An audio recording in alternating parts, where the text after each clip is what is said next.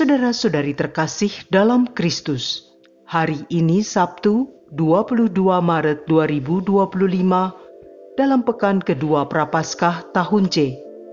Bacaan dibawakan oleh Mary Melinda, Mazmur dilantunkan oleh Cecilia Ira, dan renungan ditulis oleh Frater Andreas Mariano. Selamat menekuni Sabda Allah. Mari berziarah dalam pengharapan untuk dunia yang lebih baik.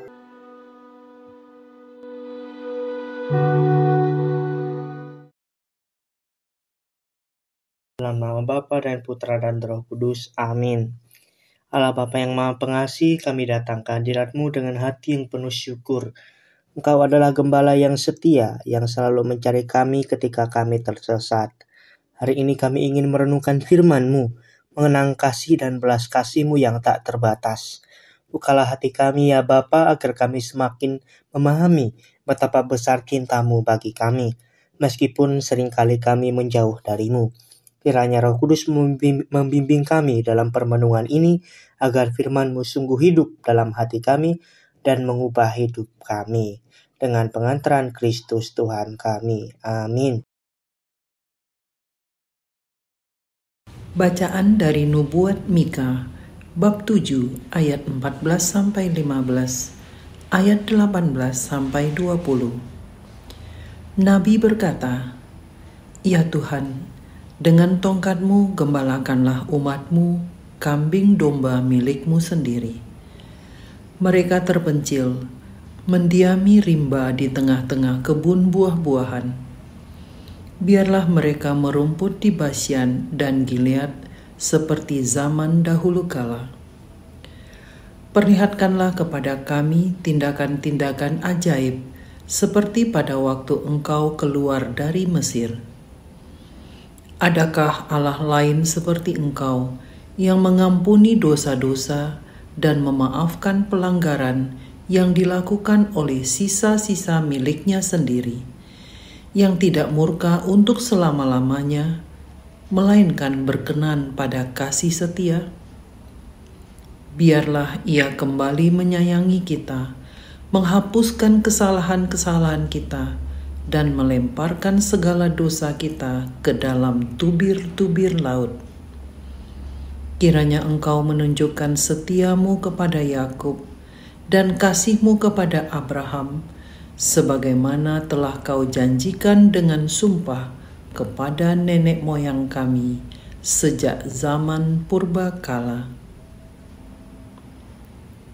Demikianlah sabda Tuhan.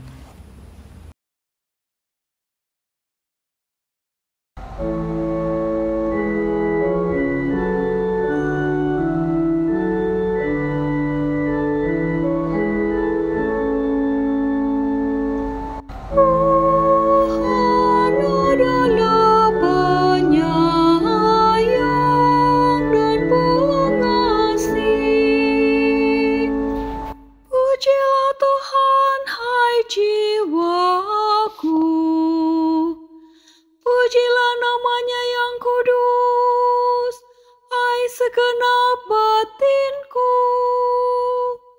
Pujilah Tuhan, hai jiwaku. Janganlah lupakan segala kebaikannya. Tuhan adalah penyayang dan pengasih. Dialah yang mengampuni segala kesalahanmu, yang menyembuhkan segala penyakitmu. Dialah yang menebus hidupmu dari liang kubur dan memahkotai engkau dengan kasih setia dan rahmat. Tuhan adalah penyayang dan pengasih, tidak terus-menerus Ia murka, dan tidak untuk selamanya Ia mendam. Tidak pernah Ia memperlakukan kita setimpal dengan dosa kita, atau membalas kita setimpal dengan kesalahan kita. Tuhan adalah penyayang dan pengasih, setinggi langit dari bumi. Demikian besarnya kasih setia Tuhan atas orang-orang yang takut akan Dia. Sejauh timur dari barat, demikian pelanggaran-pelanggaran kita dibuangnya. Tuhan adalah penyayang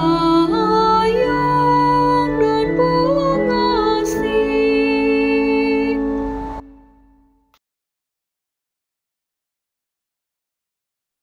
Terpujilah Kristus Tuhan, Raja mulia dan kekal.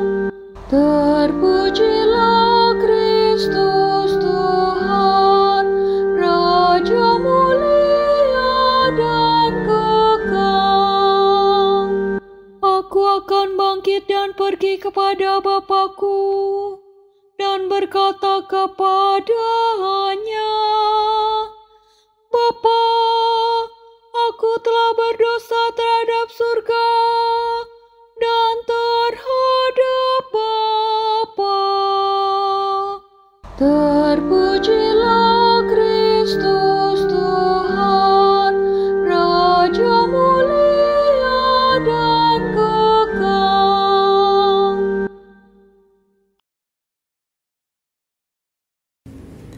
Inilah Injil suci menurut Lukas, bab 15 ayat 1-3, ayat 11-32. Para pemungut cukai dan orang-orang berdosa biasa datang kepada Yesus untuk mendengarkan Dia. Maka bersungut-sungutlah orang-orang Farisi dan ahli-ahli Taurat, katanya, Ia menerima orang-orang berdosa dan makan bersama-sama dengan mereka. Maka Yesus menyampaikan perumpamaan ini kepada mereka. Ada seorang mempunyai 2 anak laki-laki. Kata yang bungsu kepada ayahnya, Bapa, berikanlah kepadaku bagian harta milik kita yang menjadi hakku. Lalu ayahnya membagi-bagikan harta kekayaan itu di antara mereka. Beberapa hari kemudian, anak bungsu itu menjual seluruh bagiannya itu, lalu pergi ke negeri yang jauh. Di sana ia memboroskan harta miliknya itu dengan hidup berfoya-foya. Setelah dihabiskan harta miliknya, timbullah bencana kelaparan di negeri itu, dan ia pun mulai melarat. Lalu ia pergi dan bekerja pada seorang majikan di negeri itu. Orang itu menyuruhnya ke ladang untuk menjaga babi. Lalu ia ingin mengisi perutnya dengan ampas yang menjadi makanan babi itu, tetapi tidak seorang pun yang memberikan kepadanya. Lalu ia menyadari keadaannya. Katanya, betapa banyak orang upahan Bapakku yang berlimpah-limpah makanannya, tetapi aku di sini mati kelaparan. Aku akan bangkit dan pergi kepada Bapakku dan berkata kepadanya, Bapa, aku telah berdosa terhadap surga dan terhadap Bapa. Aku tidak layak lagi disebut anak Bapa. Jadikanlah aku sebagai salah seorang upahan Bapa. Maka bangkitlah ia dan pergi kepada bapanya. Ketika ia masih jauh, ayahnya telah melihat dia, lalu tergeraklah hatinya oleh belas kasihan. Ayah itu berlari, mendapatkan dia, lalu merangkul dan mencium dia. Kata anak itu kepadanya, "Bapa, aku telah berdosa terhadap surga dan terhadap Bapa. Aku tidak layak lagi disebut anak Bapa." Tetapi ayah itu berkata kepada hamba-hambanya, "Lekaslah, bawa kemari jubah yang terbaik, dan pakaikanlah kepadanya. Kenakanlah cincin pada jarinya, dan sepatu pada kakinya. Dan ambillah anak lembu tambun itu, sembelihlah dia, dan marilah kita makan dan bersukacita. Sebab anakku ini telah mati dan menjadi hidup kembali. Ia telah hilang dan didapat kembali." Maka mulailah mereka bersukaria. Tetapi anaknya yang sulung sedang berada di ladang. Ketika ia pulang dan dekat ke rumah, ia mendengar bunyi seruling dan nyanyian tari-tarian. Lalu ia memanggil salah seorang hamba dan bertanya kepadanya, "Apa arti semua itu?" Jawab hamba itu, "Adikmu telah kembali, dan ayahmu telah menyembelih anak lembu tambun, karena ia mendapatkan kembali anak itu dengan selamat." Maka marahlah anak sulung itu, dan ia tidak mau masuk. Lalu ayahnya keluar dan berbicara dengan dia. Tetapi ia menjawab ayahnya, katanya, "Telah bertahun-tahun aku melayani Bapa, dan belum pernah aku melanggar perintah Bapa. Tetapi kepadaku belum pernah Bapa memberikan seekor anak kambing pun untuk bersukacita dengan sahabat-sahabatku. Tetapi baru saja datang anak Bapa yang telah memboroskan harta kekayaan Bapa bersama dengan pelacur-pelacur. Maka Bapa menyembelih anak lembu tambun itu untuk dia." Kata ayahnya kepadanya, "Anakku, engkau selalu bersama-sama dengan aku, dan segala kepunyaanku adalah kepunyaanmu. Kita patut bersukacita dan bergembira, karena adikmu telah mati dan menjadi hidup kembali. Ia telah hilang dan didapat kembali." Demikianlah sabda Tuhan.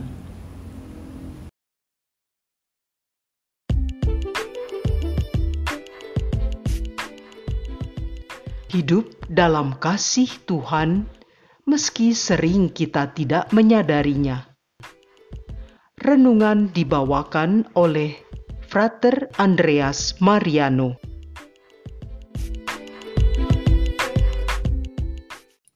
Bapak, Ibu, dan para saudara dan saudari yang terkasih dalam Kristus, bacaan hari ini dari kitab Mika dan Injil Lukas mengajarkan kepada kita tentang kasih Allah yang begitu besar, yang selalu siap menerima dan mengampuni anak-anaknya. Dalam kehidupan ini seringkali kita merasa tersesat, terjatuh dalam dosa, dan menjauh dari Tuhan. Namun seperti gembala yang mencari dombanya yang hilang, Tuhan selalu menantikan kita untuk kembali. Dalam bacaan Mika, kita melihat bagaimana Allah mengembalakan umatnya dengan kasih sayang. Dia tidak membiarkan umatnya terlantar, tetapi selalu menyediakan tempat terbaik bagi mereka, seperti Basan dan Gilead, tempat yang subur dan melimpah. Ini menunjukkan bahwa Tuhan selalu menyediakan yang terbaik bagi kita, bahkan ketika kita merasa tidak layak menerimanya. Seperti bangsa Israel yang mengalami keajaiban pembebasan dari Mesir, kita pun seringkali melihat tangan Tuhan bekerja dalam hidup kita, meskipun terkadang kita selalu sibuk untuk menyadarinya. Salah satu sifat Allah yang luar biasa adalah pengampunannya. Mika berkata bahwa Tuhan tidak menahan murkanya untuk selamanya, tapi selalu berkenan kepada kasih setia. Dosa-dosa kita, sekotor apapun itu, akan dihapuskan dan dibuang ke tubir laut jika kita bertobat dengan sungguh-sungguh. Ini menjadi penghiburan besar bagi kita semua, bahwa tidak ada dosa yang terlalu besar bagi kasih dan belas kasih Tuhan. Dia selalu menantikan kita dengan tangan terbuka, siap mengampuni dan memperbaharui hidup kita. Hal yang sama juga Bapak, Ibu, dan para saudari yang terkasih dalam Kristus dalam Injil Lukas dengan perumpamaan tentang anak yang hilang. Kisah ini begitu terkenal karena mencerminkan kondisi manusia yang seringkali meninggalkan Tuhan demi keinginan duniawi. Anak bungsu dalam perumpamaan ini melambangkan kita yang seringkali ingin menjalani hidup sesuai kehendak sendiri, menjauh dari Tuhan dan menikmati kesenangan dunia tanpa berpikir panjang. Namun pada akhirnya, kesenangan dunia tidak bisa memberikan kebahagiaan sejati, melainkan justru membawa penderitaan. Saat anak bungsu itu mengalami kelaparan dan penderitaan, ia menyadari kesalahannya. Ia menyadari bahwa hidupnya lebih baik ketika ia masih bersama bapaknya. Ini adalah gambaran pertobatan sejati. Kesadaran bahwa jauh dari Tuhan tidak akan pernah menemukan kedamaian dan kebahagiaan sejati. Kesadaran ini mendorong kita untuk kembali kepada Tuhan dengan hati yang penuh kerendahan dan pertobatan. Sikap sang Bapa dalam perumpamaan ini menggambarkan kasih Allah yang tanpa syarat tentunya. Ketika anaknya masih jauh, ia sudah melihat dan berlari menyambutnya. Ini adalah gambaran Tuhan yang begitu rindu melihat anak-anaknya kembali kepadanya. Dia tidak menunggu kita untuk menjadi sempurna dulu sebelum kembali. Tetapi dengan segala keberdosaan diri kita, dia siap menerima dan mengampuni. Ini adalah pesan besar tentang belas kasih dan pengampunan Allah yang tanpa batas. Namun, seringkali kita juga memiliki sikap seperti anak sulung yang merasa iri dan tidak mau menerima kasih sayang Tuhan kepada orang yang berdosa. Kita mungkin merasa bahwa kita telah setia dan taat kepada Tuhan. Tetapi mengapa orang yang baru saja bertobat bisa mendapat kasih yang sama?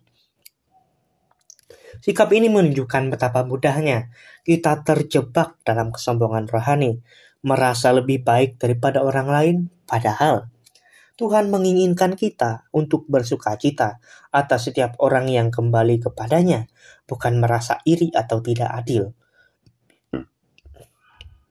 Kasih Allah memang tidak dapat diukur dengan standar manusia. Ia bukanlah kasih yang dihitung berdasarkan usaha atau prestasi kita, melainkan kasih yang diberikan secara cuma-cuma kepada setiap orang. Sebagai anak-anak Allah, kita diajak untuk meneladani kasih dan pengampunannya. Kita dipanggil untuk menjadi pribadi yang penuh belas kasih, yang tidak mudah menghakimi orang, tetapi justru bersukacita ketika seseorang kembali kepada kita. Marilah kita belajar dari bacaan hari ini untuk semakin menyadari bahwa kasih Allah selalu tersedia bagi kita. Tidak peduli seberapa jauh kita tersesat, Tuhan tidak pernah menyerah untuk mencari dan menerima kita kembali. Semoga kita selalu memiliki hati yang terbuka untuk menerima kasih setianya dan juga membagikannya kepada sesama. Terlebih di masa prapaskah ini, kita mempersiapkan hidup yang benar-benar mencerminkan wajah belas kasih Allah bagi dunia. Tuhan Yesus memberkati. Marilah kita berdoa dalam nama Bapa dan Putra dan Roh Kudus. Amin. Allah yang penuh kasih, kami bersyukur atas firman-Mu yang menguatkan dan menyadarkan kami akan kasih-Mu yang tak terbatas. Engkau selalu menanti kami kembali, bahkan ketika kami jatuh dan tersesat. Ampunilah kami jika selama ini kami lebih memilih jalan kami sendiri daripada berjalan bersama-Mu. Ajarlah kami untuk memiliki hati yang penuh belas kasih seperti Engkau, agar kami tidak mudah menghakimi tetapi justru bersukacita atas keselamatan jiwa yang kembali kepadamu. Semoga hidup kami semakin mencerminkan kasih dan pengampunan-Mu kepada sesama. Dengan pengantaran Kristus Tuhan kami. Amin. Dalam nama Bapa dan Putra dan Roh Kudus. Amin. Tuhan memberkati kita semua.